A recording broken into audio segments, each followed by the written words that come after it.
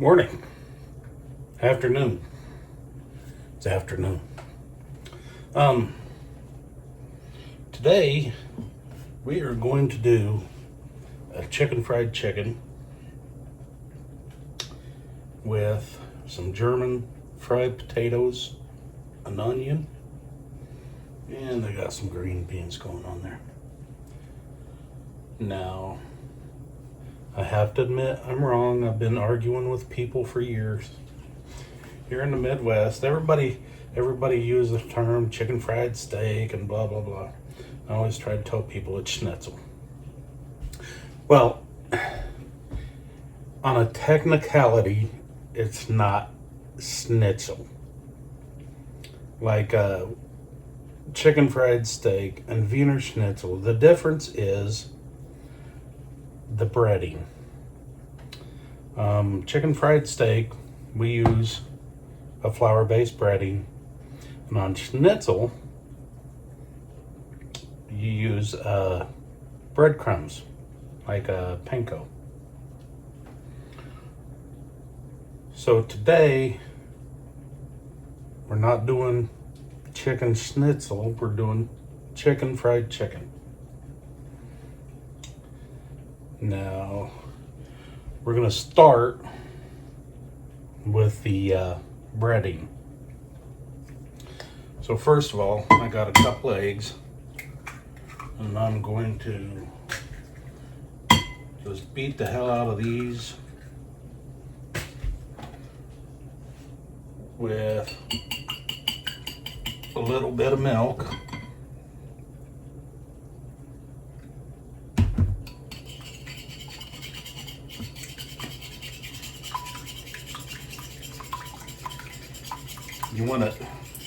You want this fairly thin. All it's gonna do is help the breading stick.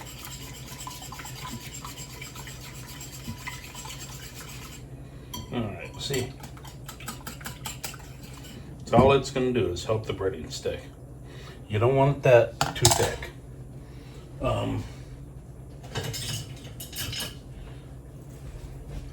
And for our flour, I got about a cup of flour in there. We are going to add some. We're going to attempt to add. It's been a while since I've used this. Oh, throw in a teaspoon of onion powder. Onion powder, not salt. I'm going to throw in I don't know, teaspoon of granulated garlic.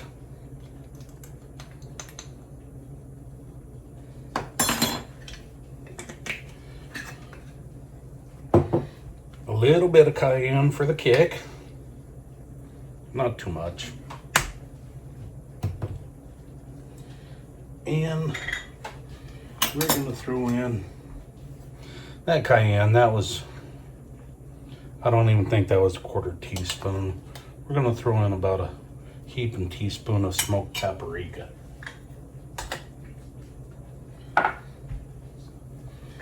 Give that a good mix up. Walmart used to sell this excellent seasoning for this called the Fifth Season. It was an all-purpose seasoning. But they quit making it for a few years, and then they changed the formula, and now it's just not the same anymore. We're going to dump that into there, and we're going to move over here. I'm going to move this stuff so you can see better.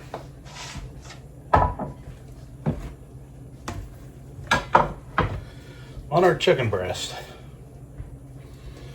we want a full breast. Now we're going to butterfly this because you don't want it this thick. But you notice there's a flat edge and there's a kind of rounded edge.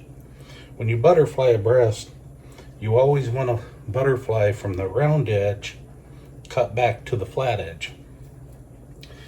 The reason being is because if you butterfly from the flat edge to the round edge, when you open that up, it's gonna have a butterfly shape. But if you do it the other way, you're gonna have one nice big round piece.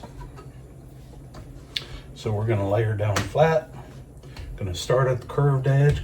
You wanna put your hand firmly on it and just slice through the middle till you're not quite coming out the back.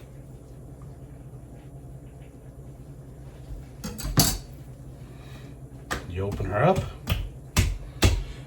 and then you got a nice big flat piece there. Wash my hand. I forgot to prepare for the tenderizing part. You want to tenderize this a little bit, not terribly much, not the chicken. Well, a little more on the beef. So here's what I'm going to do. I'm going to measure out a good little chunk of it. Don't you love those handy cutting deals on there? That sure is handy. Alright, now put that over the top. You can just put your plastic down, however that's convenient. It's not rocket science. Just make sure you got some across, cover the top, cover the bottom with a little extra room. Where did the pounder go? I'm not gonna use, this thing's got the spiky side and the flat side. We just want the flat side on this one. Chicken tenderizes and pounds out real easy. And when you're doing this, all you're trying to do is break down the fibers in the chicken. Flatten it out just a little bit. You're not trying to get too crazy with it.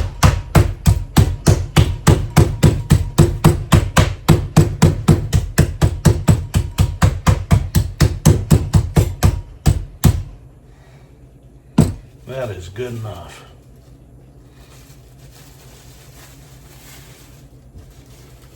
Now we have a nice piece of tenderized chicken. But I'm going to go ahead and put just a little bit of salt and pepper on that. I should have salt and peppered my mix. I still can. But doing this way, you don't really have to now, do you? Not really, no. It's your chicken. Do it how you want. We're gonna give that a first coat in the flour. And all this first coat does, you wanna start with a dry chicken breast. But all this first coat does is make sure the meat's really dry. You don't want a thick, heavy coat on there. You just wanna make sure your meat's dry. Go ahead and smack off any extra that's on there. Now that salt will pull a little moisture out of it, but that's okay. We'll get along just fine. Set that aside. Well, you know what? I did that wrong. I need to leave that in there. I have my tripod sitting in my back of my sink. That's why I can do that. I'm dusting that into the sink. You know what? What if I didn't have my head up? Anyway.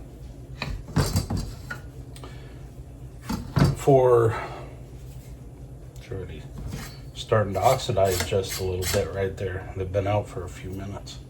That's okay. That is okay. Ain't gonna hurt nothing. When I do these, I leave the peel on. I just wash them real good. Get off any bad spots I might find. And then give them, 16-inch slices. however thick you want them, but the thicker you slice them, the longer it's going to take to cook. And I like mine fairly thin anyway, because when I fry these up, I like to get them a little bit crunchy, just slightly burnt. You'll see what I mean when I'm done.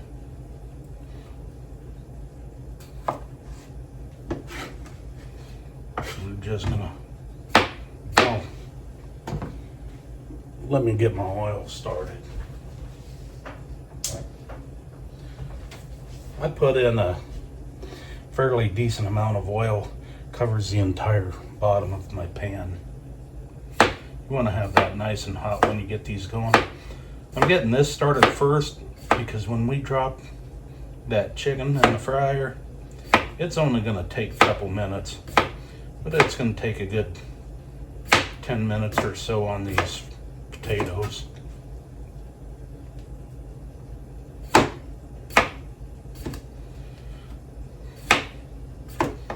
My slicing skills are not good this morning.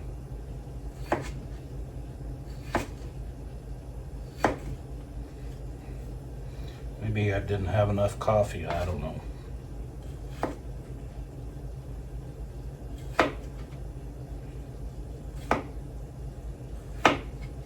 There we go. All right. I should have got my big cutting board. We're okay though. Now, I peeled off one layer, but this onion needs another layer peeled off. We're at the time of the year right now, in February. It's just dang hard to get really good produce right now.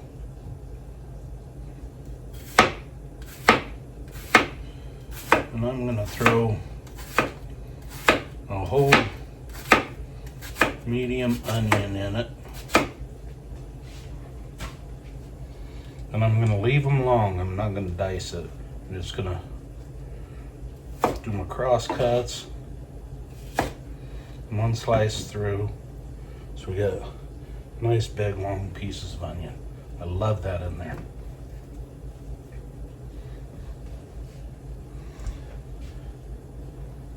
That oil should be ready.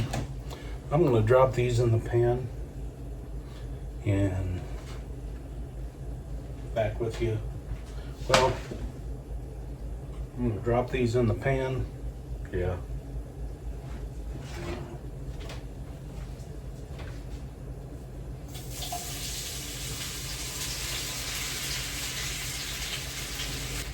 Okay, I should have mentioned, when you drop your potatoes and onions in the pan, try to get the onions more on top of the potatoes, because the onions are going to cook a lot faster and they're going to burn, caramelize and burn a lot faster. So you kind of want to put them on top, so then they're just kind of softening up with the steam while what's on bottom is frying. Now, as usual with potatoes and hash browns especially, don't touch them. Let them do their thing. Right now they're so stacked in there. Let me show you. They're so stacked in there that inside they're just steaming. You got to give them time to do their thing, because if you try to stir them up while they're steaming, they're going to break apart. You don't want them to break apart. Now I'm going to get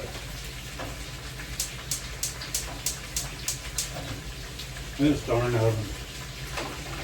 Help me. I need new oven. I need new stove. This thing's getting old. And we're going to put in a healthy amount of vegetable oil in this. When the Germans make their schnitzel, they put in enough oil, your schnitzel's floating. Alright, and you can see the chicken has already got a lot of moisture coming up. So we're gonna hit that one more time. flour off. Now we're gonna dredge it in our egg and milk mix. Get it all nice and coated.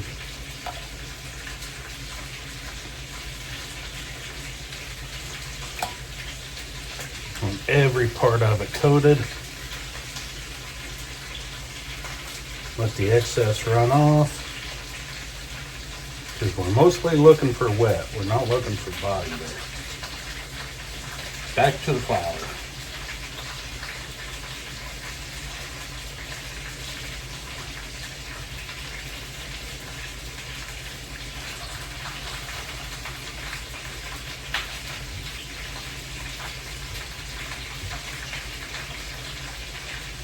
Make sure it's got a lot. And don't be afraid to have these crispy, crackly bits of flour and egg on there. That's going to help give it some crunch. All those little bits are going to cook faster than the rest of it and help make it crunchy. So I'm just going to let this oil heat up a little more. Okay, I think our oil is about hot enough.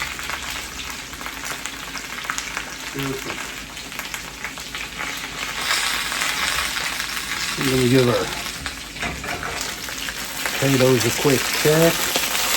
Oh yeah, see how they're already burning up?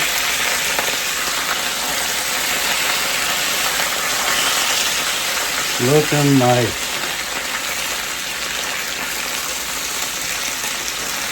Looking real nice.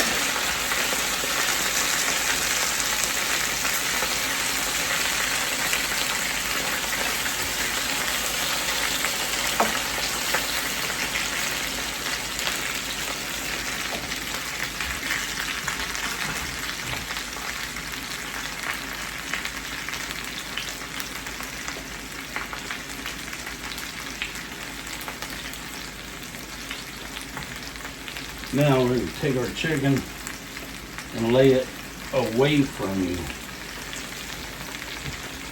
That way you don't splatter yourself. And take a little bit of that flour mix. You're just going to sprinkle your potatoes. Helps give them a little extra body.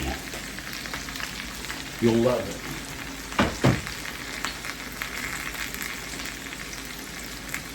We're going to give that chicken about 3 minutes each side or so. It's not going to take long at all. Okay, we're back. And I think we're about done. Oh, should have kept my fire on. I need to pull that out. And like any meat you cook, you should let it rest for a few minutes. Messed up some breading. That's okay. That, my friends, that is nicely done. Potatoes are about done. That fried chicken, that was on there for about 3 minutes each side. I've turned the potatoes about every 2 minutes. And they are getting pretty close. Oh yeah.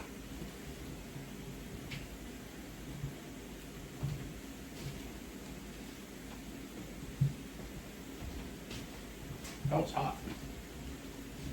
But now what I need to do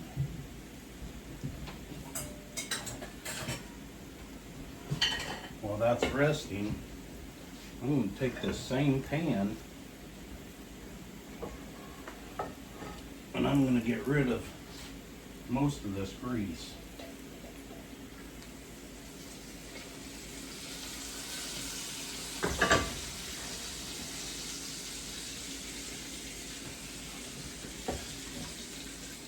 And I'm going to leave back in, I don't know, 1, 2, maybe about that much oil. That might be 4 tablespoons.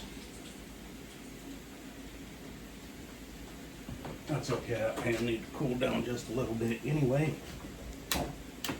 But we're gonna fire it back up.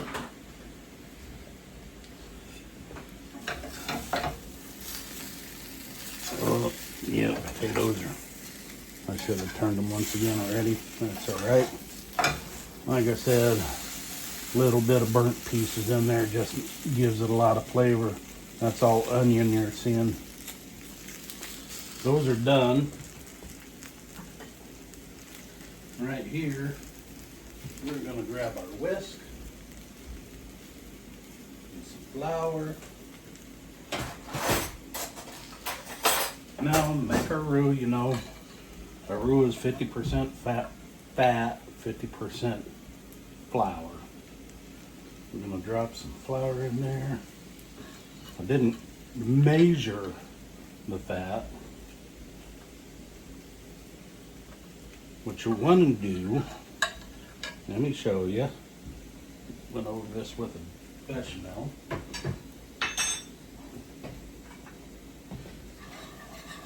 So just stir it around. You want to put enough flour in there that you're not getting that shiny, oily look in your gravy.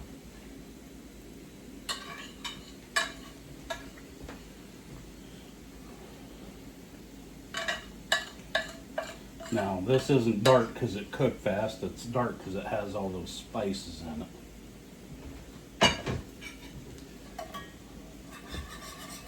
Alright, yeah. Now see how I mix it up? I don't know if you can tell. It lost that oily sheen, and now it looks like a dull color. Instead of going back with milk, I'm going to use some of my homemade chicken stock to give it lots of flavor. And you don't want to go too fast. You want to cook that flour down a little bit. Work it in as you're going. That way you won't have lumpy gravy. You'll just have a nice, smooth, clean gravy. I did a video on my chicken stock. It was going to be a YouTube short. It was going to be my first YouTube short. And then when I was editing, I somehow lost all the footage. I erased the entire video. That was disappointing. But all there is to a chicken stock, and a chicken stock is not a chicken broth. Chicken broth has seasoning and stuff in it, ready to use. Chicken stock is just that. It's a stock. So we're just going to keep stirring. The lumps you see there are not flour lumps. Those are, well, they are flour lumps. They're from the breading. They're not from, you know, just clumps of flour. Little bits of chicken, little bits of spices, all that in there.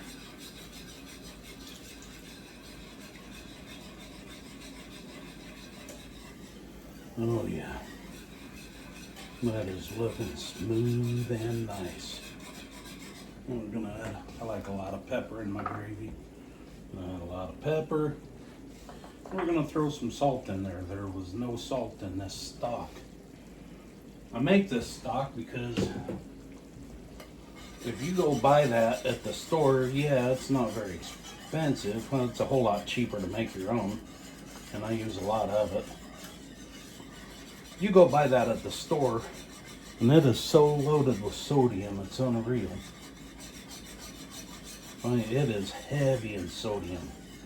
So you can make it at home with no sodium. Give that just a little bit more.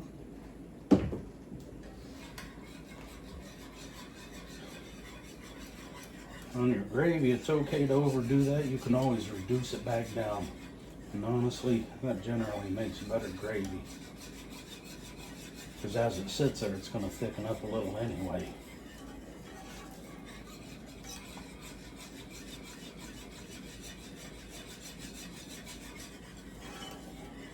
Oh yeah.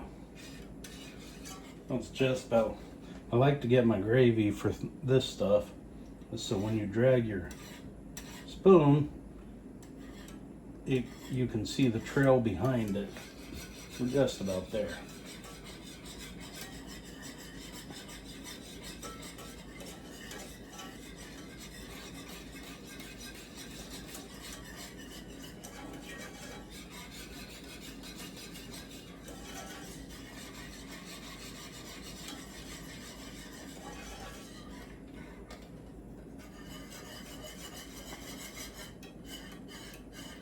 Yeah, see, you can starting to see the bottom just a little bit when I drag it. We're just about there. Let me check that for taste. Because a bad gravy will ruin everything. My. That'll make you fat.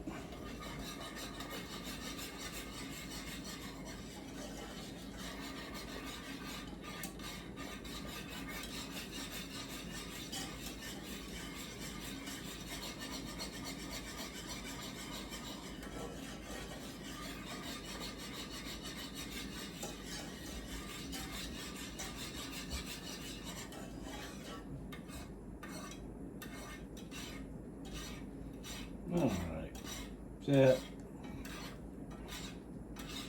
you can see how you can see the pan that just closes in behind it. That is where we want.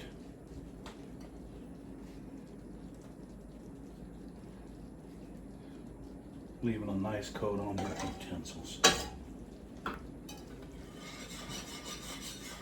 That is perfect. All right. Plate her up and show you what we got. Okay, we're all plated up and ready to go eat. Look at that. That's perfect. That's excellent. Way too big. That one breast, 2 people, real easy. Happy cooking.